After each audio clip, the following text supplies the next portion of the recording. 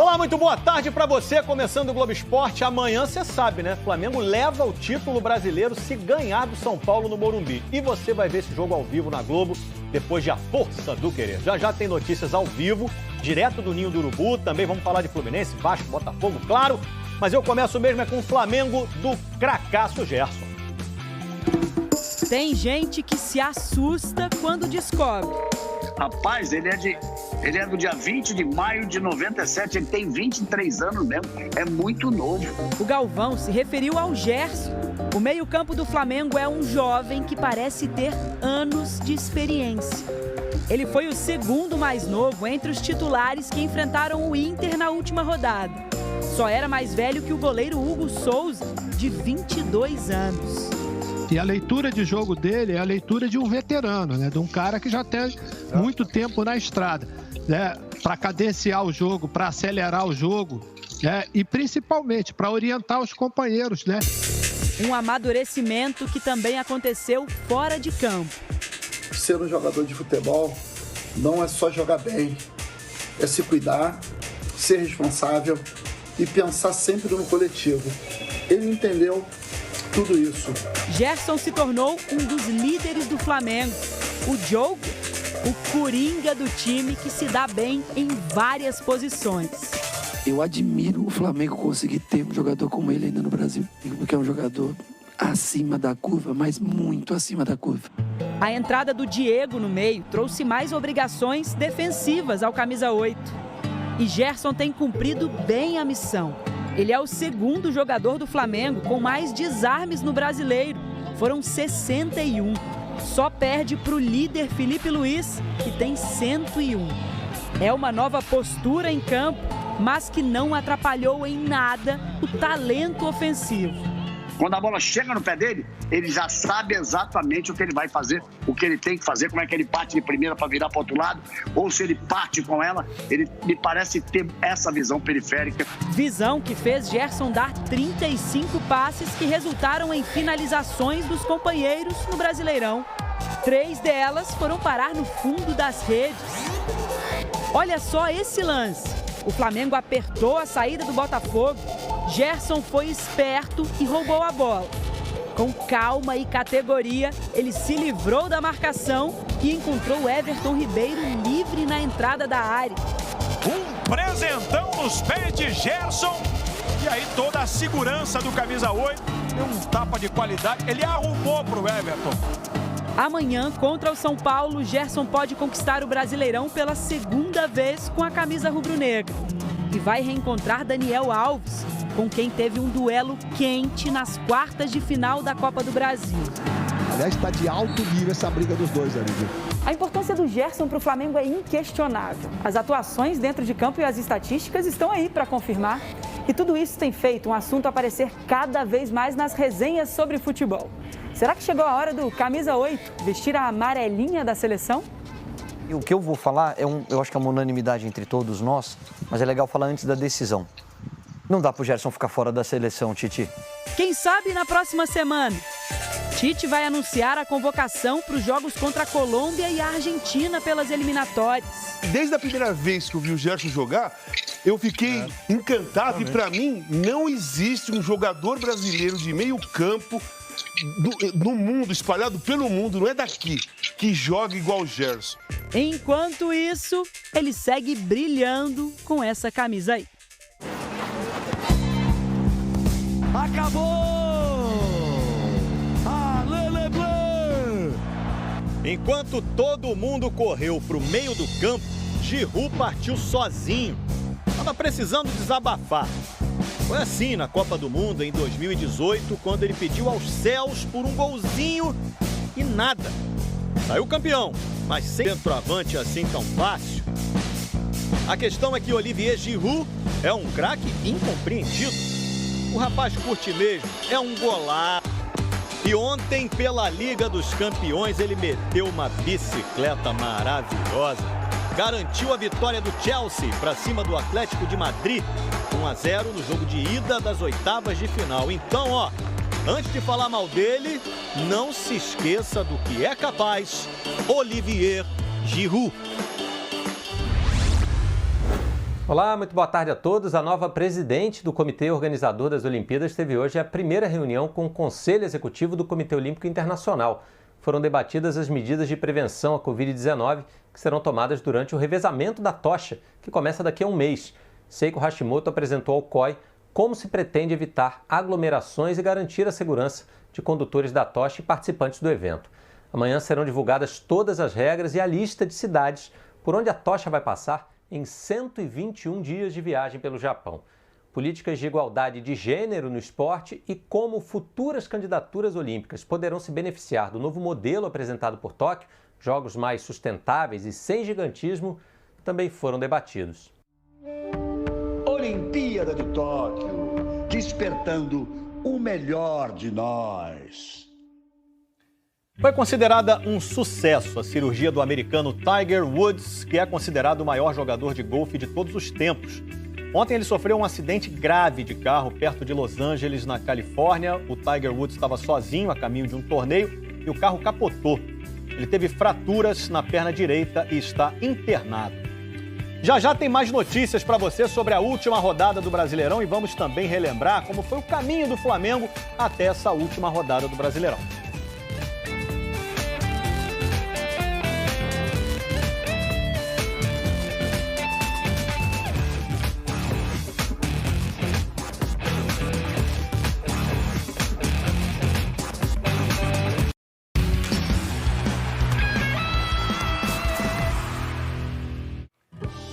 Atenção, é amanhã.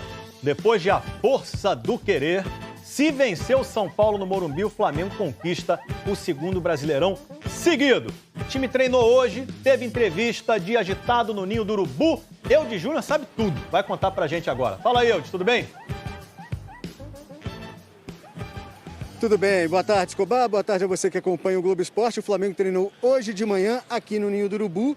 O William Arão está relacionado para a partida, exemplo do que aconteceu na vitória contra o Internacional, todos se lembram, ele ficou no banco de reservas, usando tênis, se movimentou bastante, super falante, mas mancando muito, chances mínimas. Com isso, o Rogério Ceni deve repetir a escalação da equipe que derrotou o Inter, até porque os 3 jogadores substituídos participaram das atividades normalmente com o grupo.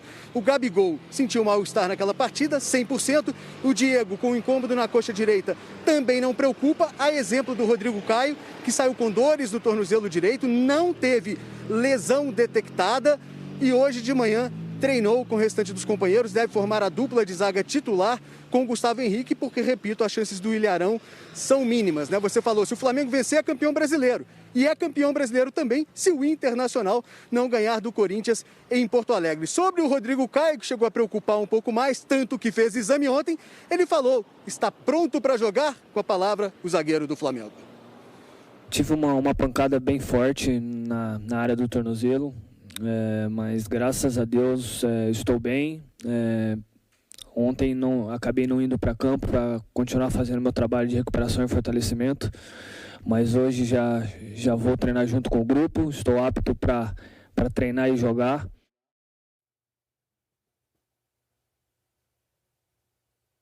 Este foi Rodrigo Caio, que deve jogar. Vou mostrar para você agora imagens do aeroporto Santos Dumont. O Flamengo vai viajar hoje para São Paulo, né, para o jogo de amanhã. Vou mostrar imagens para você. Olha aí, tá se formando o tal do Aeroflá, né? Muita gente já se aglomerando ali para acompanhar a chegada do time ao aeroporto e tal.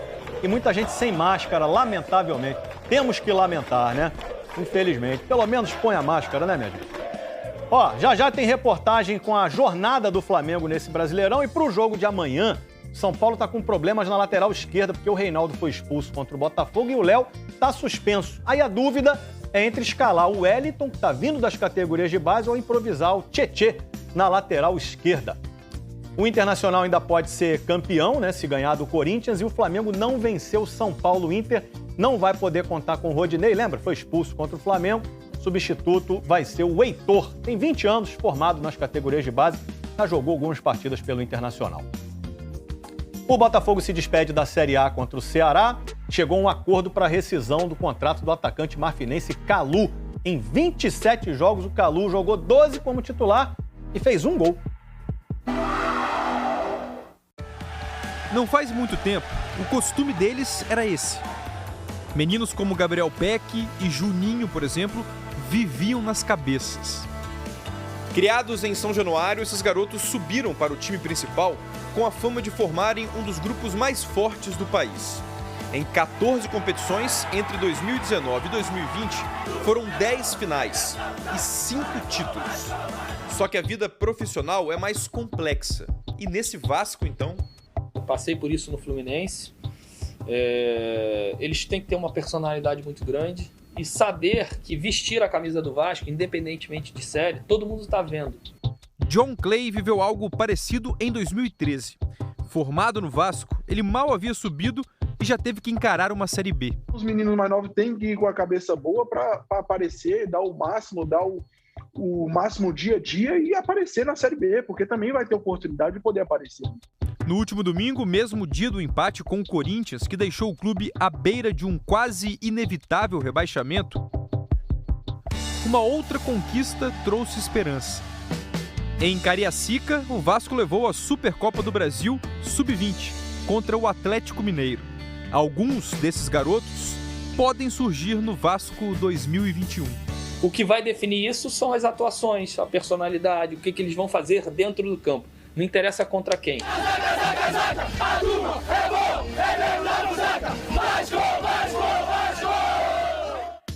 E o Fluminense enfrenta o Fortaleza amanhã, de olho na vaga para a fase de grupos da Libertadores.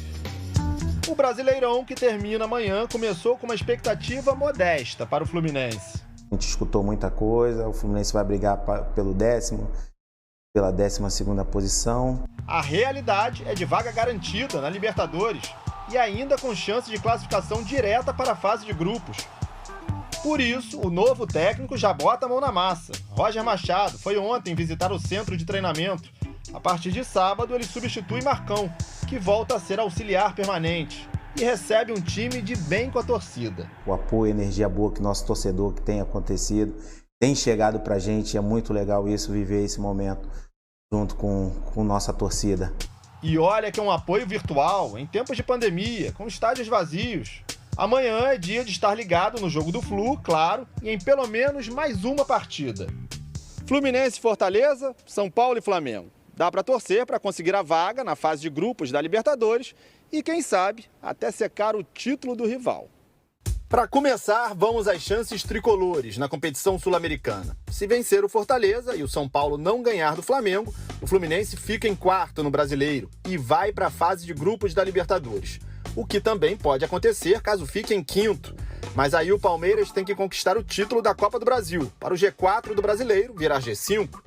Sobre secar o título do Flamengo e isso não atrapalhar os planos na Libertadores, o cenário perfeito para o tricolor seria vencer o Fortaleza e o rival carioca empatar com o São Paulo. Nesse caso, os torcedores do Fluminense ainda vão secar o Corinthians, para que o título brasileiro fique com o Internacional. Como em nenhum dos casos o Fluminense só depende dele, melhor focar na vitória sobre o Fortaleza mesmo.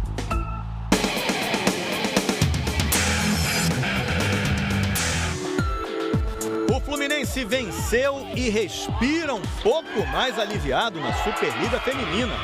A vitória por 3-2 sobre o Pinheiros garantiu uma sobrevida na luta contra o rebaixamento.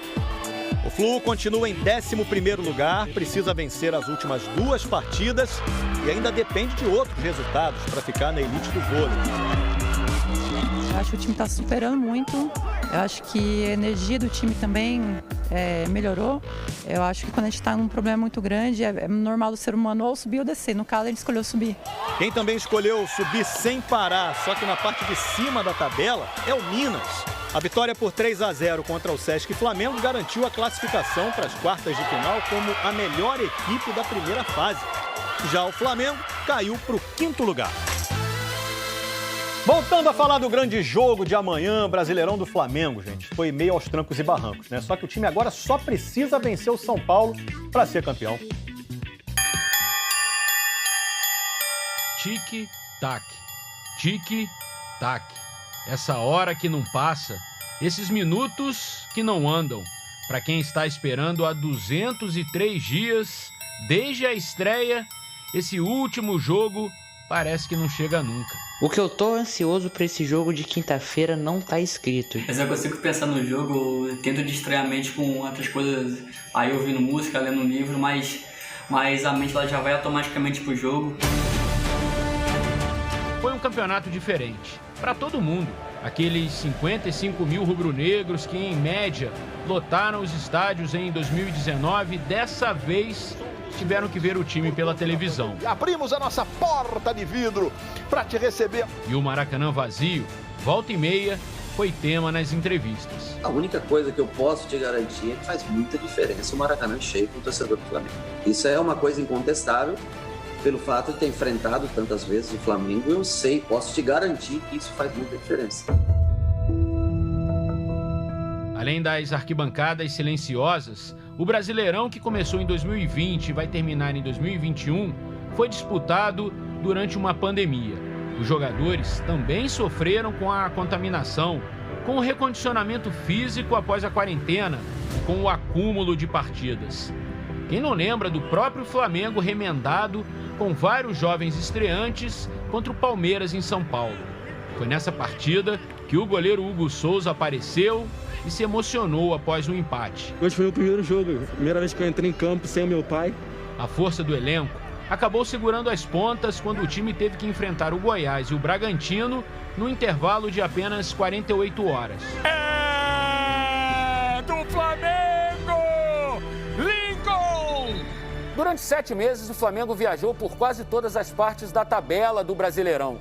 Começou a terceira rodada em último lugar. Outras 2 vezes, dormiu no Z4, na 17ª posição. Depois, passou a escalar as posições intermediárias até entrar definitivamente no G4, ainda no primeiro turno, na 14ª rodada. O normal era que os rubro-negros estivessem sempre ali entre os 4 primeiros. Só que todo o favoritismo não impediu algumas derrotas e goleadas marcantes. 3-0 para o Atlético Goianiense, 4-1 para o São Paulo, 4-0 para o Atlético Mineiro. Esse pacote de vexames ajudou a derrubar o técnico espanhol Domenech Torrent. Pois é, em 26 jogos dirigindo o Flamengo, Domenech Torrent perdeu 6 vezes, sendo que 4 foram esses sacodes aqui, rapaz. 3 treinadores diferentes em um ano. Com certeza, na minha opinião, a gestão do Flamengo, a direção, não fez boas escolhas, especialmente a do treinador Domenech Torrent. Nem a chegada de Rogério Ceni fez o atual campeão decolar, mesmo com um novo treinador melhorando o aproveitamento do time.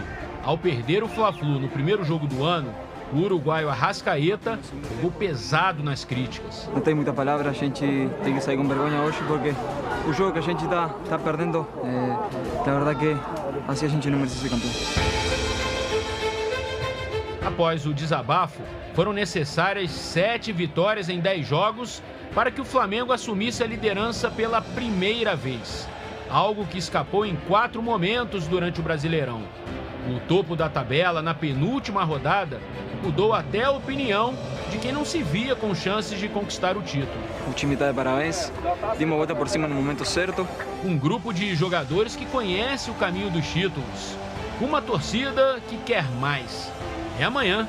Faltam pouco mais de 30 horas para os últimos e decisivos 90 minutos do Flamengo no Brasileirão. Estou muito ansiosa, muito nervosa para esse jogo. Difícil dormir, difícil se concentrar no trabalho, em qualquer outra coisa. Não tem jeito. Tic-tac, tic-tac, tic-tac, tic-tac, tic-tac, tic-tac. Tic-tac. Até amanhã. O podcast GE Flamengo faz um aquecimento especial para o jogo decisivo, tá? ge.globo/GE Flamengo. E amanhã, claro, né? Globo Esporte cheio de notícias da decisão. Vamos falar da concentração do Flamengo, do Morumbi, do Internacional em Porto Alegre, ligadaço nessa última rodada do Brasileirão. Será que vai acontecer, meu irmão? Agora que tá acontecendo é as letrinhas subindo. Até amanhã. Tchau.